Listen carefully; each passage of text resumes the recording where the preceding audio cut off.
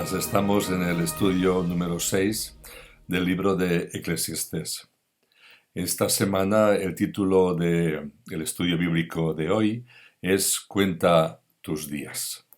Es un capítulo muy interesante, varios capítulos muy interesantes, justamente cuando estamos en una semana donde en nuestro país se celebra el Día de los Difuntos o Todos los Santos. La gente va a los cementerios y la gente está preparando pues esos lugares donde sus muertos están. Y se piensa en ellos. Justamente pues, como decía, coincide con el tema, la temática del estudio bíblico de esta semana en el libro de Eclesiastés. Estos días se celebra el Día de los Muertos, como decía, y mucha gente va a los cementerios a visitar a sus difuntos. Pero vivimos en una cultura donde hablar de la muerte nos impresiona, la maquillamos, la disfrazamos. Incluso ahora, si vas al cementerio y veis las lápidas nuevas, tienen un colorido nada fúnebre, muy esperanzador, con paisajes bonitos y con formas distintas. Y es que nos cuesta enfrentarnos al tema de la realidad de la muerte. En nuestra cultura vivimos y hablamos mucho sobre la vida, lo inmediato, lo que queremos hacer ahora. Es como si tuviéramos miedo a enfrentarnos al hecho de que nuestra vida va a finalizar, va a terminar. Estamos obsesionados con lo cercano, con lo que me da placer, con la distracción, con la planificación, tal vez huyendo de la realidad última de la muerte. Es como les pasaba a nuestros antepasados, a nuestros abuelos, que les sonrojaba hablar del sexo y no hablaban. Decimos que eran unos reprimidos o que no estaban bien informados, y así era. Pero en realidad a nosotros nos pasa lo mismo con la muerte, y es posible que las generaciones de después digan que nosotros estábamos reprimidos en cuanto a la muerte. Cuando yo era pequeño, la muerte la vivíamos de una forma muy natural. De hecho, yo de muy jovencito, muy pequeño, ya vi muertos, porque entonces se velaban en casa, estaban allí, formaban parte de la vida de ese día, aunque estaban muertos, ¿no? Por supuesto, con dolor y con pena en el corazón. Pero era una realidad. Y ahora disfrazamos y no queremos que los niños tampoco vean a los muertos o vayan a los entierros y se enfrenten a esa verdad que todos tendremos que enfrentarnos. Pero la verdad es que donde hay vida, hay muerte.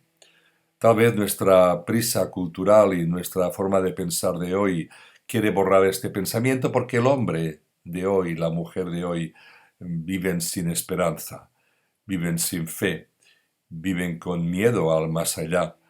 Muchos tienen terror del más allá y de la muerte. Por esto, Dios nos llama a reflexionar y a contar nuestros días y a tener sabiduría en cómo vivimos, porque nosotros tenemos esperanza, nosotros tenemos fe. Por eso no nos iría mal de vez en cuando dar un paseo por el cementerio y ver la vida a través del espejo de la muerte, de la lente de la muerte.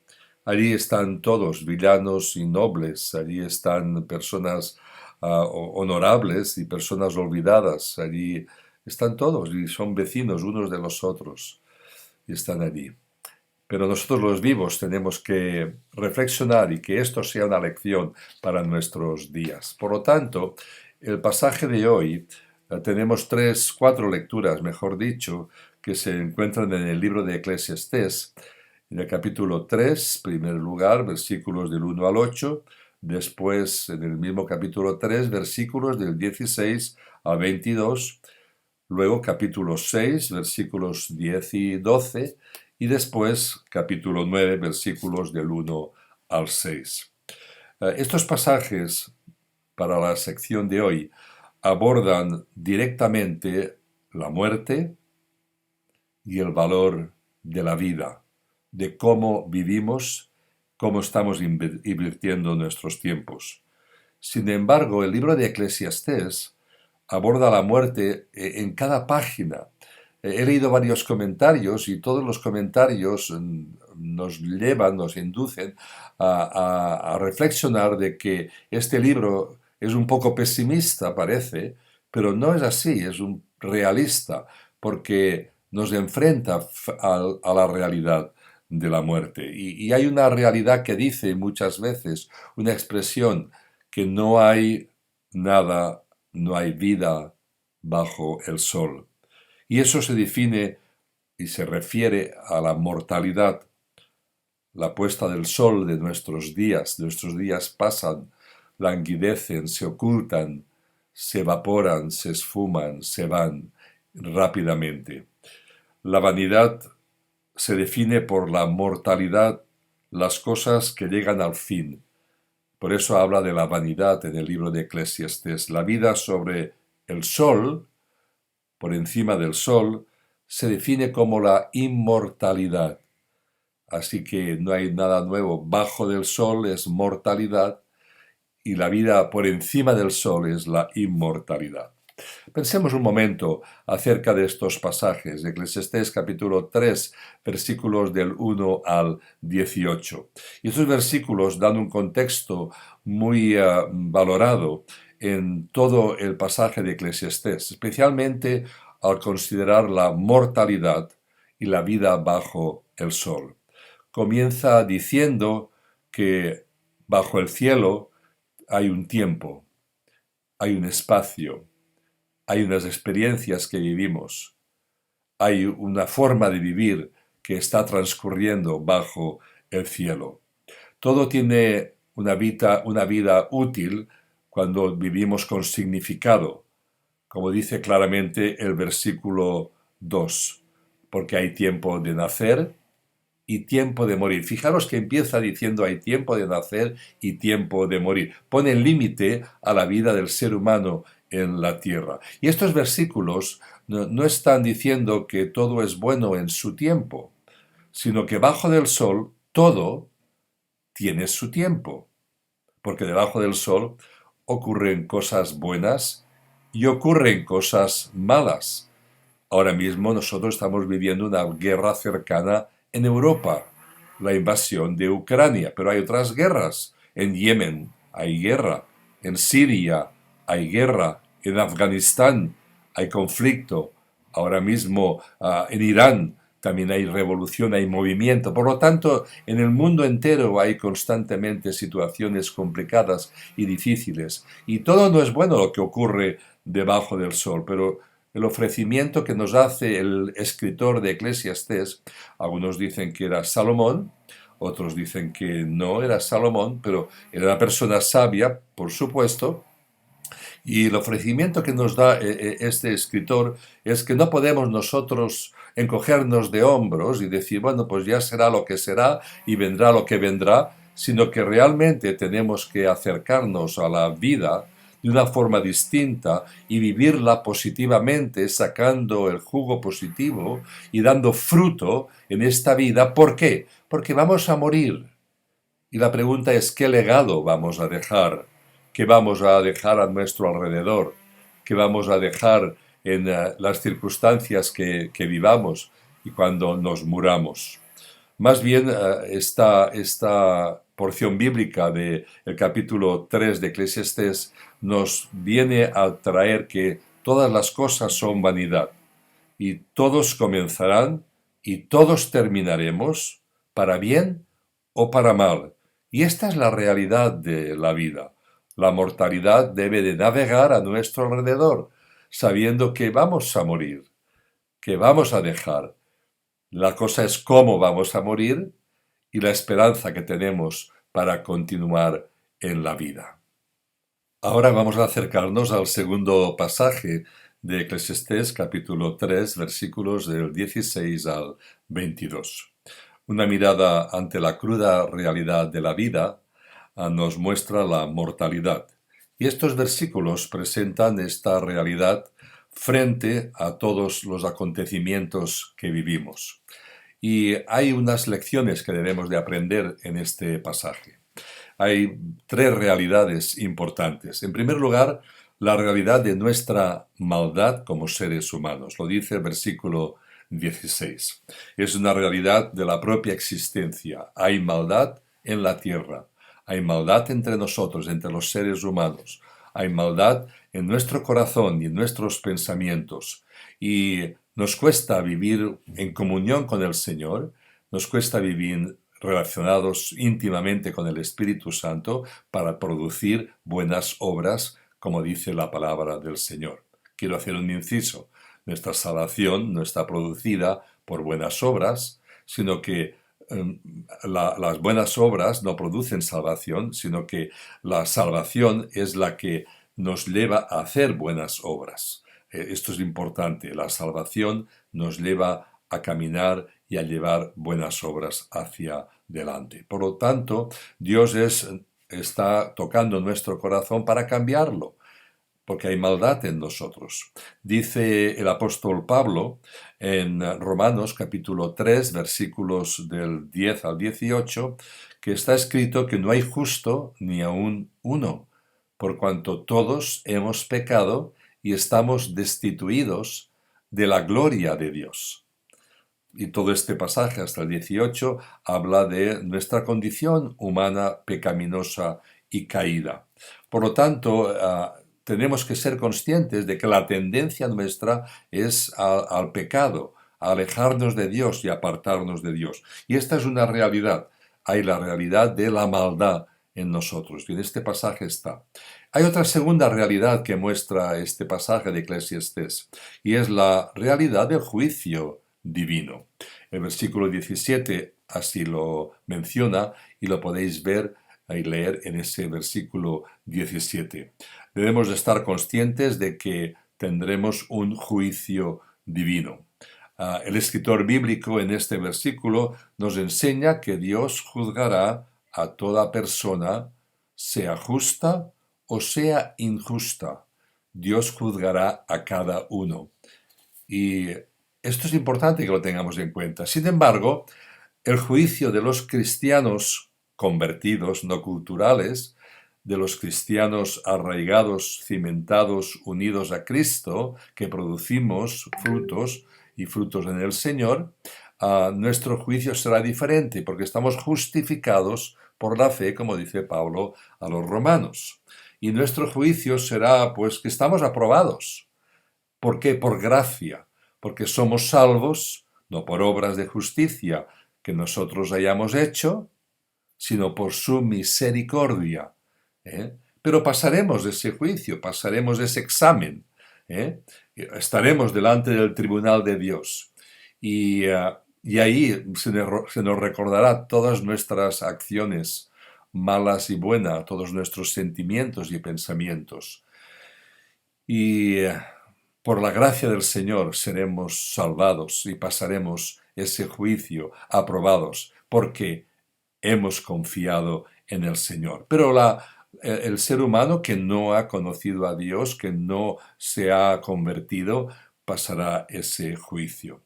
Y también lo expresa el libro de Romanos, capítulo 2, versículos del 4 al 11. Dice: o menospreciáis las riquezas de su benignidad, paciencia, ignorando que su benignidad te guía al arrepentimiento.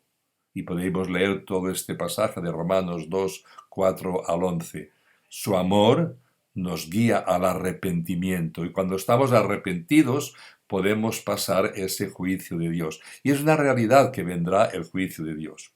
Y luego hay otra realidad importante que se describe en este pasaje, y es la realidad de nuestra muerte.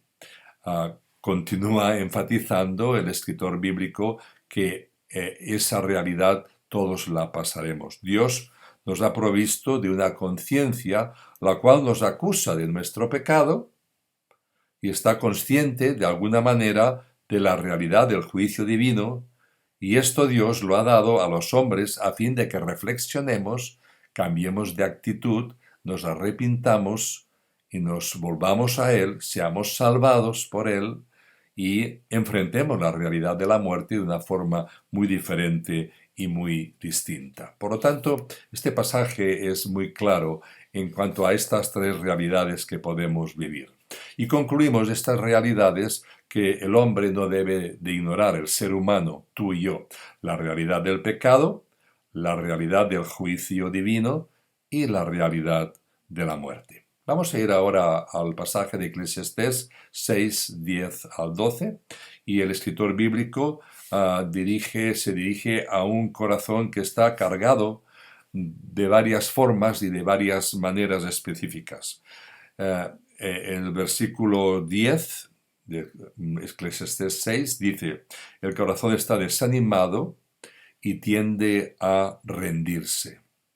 Ante las pruebas, ante las dificultades, tendimos a rendirnos. Esta es una síntesis de este pasaje. La segunda verdad de este pasaje es que nuestro corazón, aunque está aconsejado, duele el corazón, duele nuestra conciencia. Hemos recibido consejo, recibimos discipulado, recibimos ayuda, pero continúa doliéndonos aquellas cosas que hemos hecho mal, aquellas cosas que hemos pensado mal o aquellas actitudes que hemos tenido. La tercera realidad de este pasaje es que el corazón educado, formado, aún se maravilla. El versículo 12 de Eclesiastés 6 así lo menciona. Y la cuarta realidad es que el corazón ansioso es tentado a preocuparse. Y es la tentación que tenemos cuando tenemos ansiedad, viene preocupación en nosotros. Una preocupación que nos embarga, que nos elimina la paz, que nos quita el sosiego. Y esto lo experimentamos tú y yo, aunque seamos cristianos. Cuando estamos con una tendencia a la preocupación, y recordar, preocupación es ocuparnos antes de tiempo, entonces tenemos una tentación que caemos en ella y empezamos a estar nerviosos queriendo controlar las cosas que ocurren a nuestro alrededor. Por lo tanto, esta vida que vivimos, tenemos la tendencia a rendirnos, tenemos la tendencia a dejar el consejo, y ese consejo que nos dan muchas veces es un consejo bueno, pero que nosotros de alguna manera todavía nos duele la vida que hemos llevado y nos cuesta aceptar ese consejo. Y tenemos que aplicar todo esto a nuestra vida, porque esto es una realidad importante. Y luego vamos al pasaje que se encuentra en el capítulo 9. Es importante este pasaje que se encuentra en el capítulo 9. El capítulo 9 empieza el versículo 5 hablando de las prioridades en nuestra vida. Y ya que moriremos, y somos conscientes de que moriremos, tenemos que estar motivados a que nuestras prioridades cambien. Cambien nuestros valores, se transformen nuestros valores.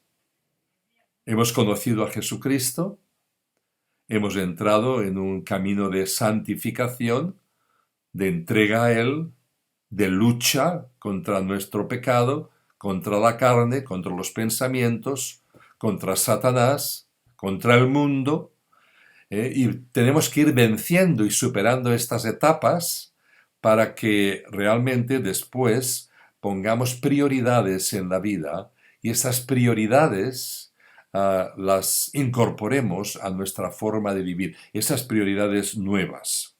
Saber que moriremos nos ofrece una motivación muy importante, y es que saber que seremos y estaremos con el Señor vivos siempre.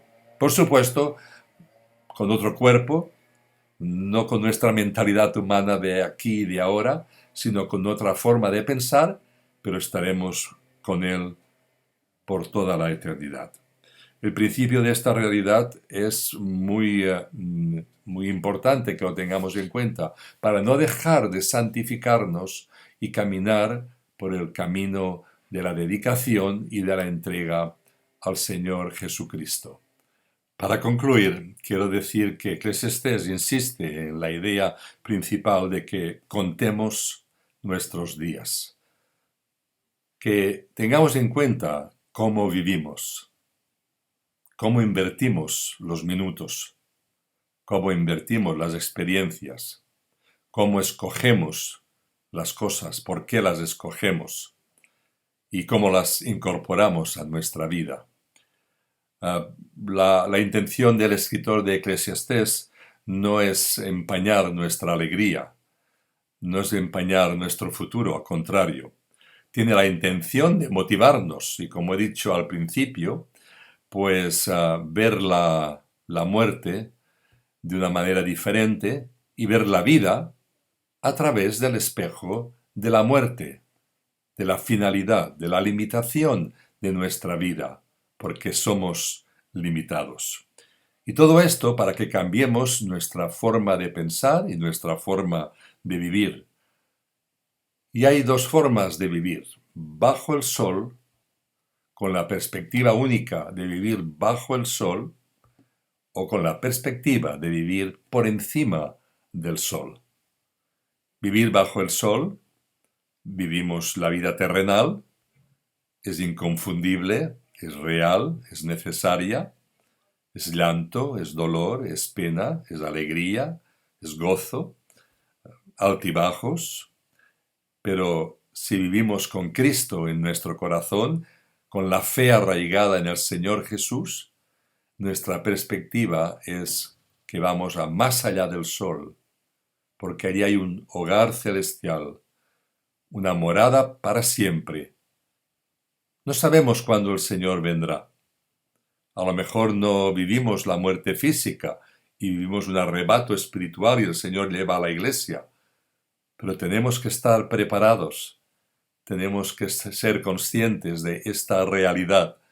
¿Para qué? Para invertir bien nuestros días, para crecer, para madurar, para perdonar, amar, reconciliar, ser facilitadores, tener un buen espíritu, y esto lo obra el Espíritu Santo en cada uno de nosotros. Y tenemos la gran esperanza de que Cristo venció a la muerte. Es cierto que Cristo lloró ante la tumba de Lázaro, porque era su amigo, mostró compasión a sus hermanas y a la gente que estaba allí, pero es cierto que la tumba de Cristo quedó vacía. Y dijo el ángel allí en la tumba: ¿por qué buscáis entre los muertos al que vive? Y ese que vive nos espera, allá, al cruzar el río, nos espera más allá del sol, nos espera santificados, salvados por Él, transformados por su poder, viviendo constantemente buscando su voluntad. Que el Señor nos bendiga en el estudio de su palabra. Amén.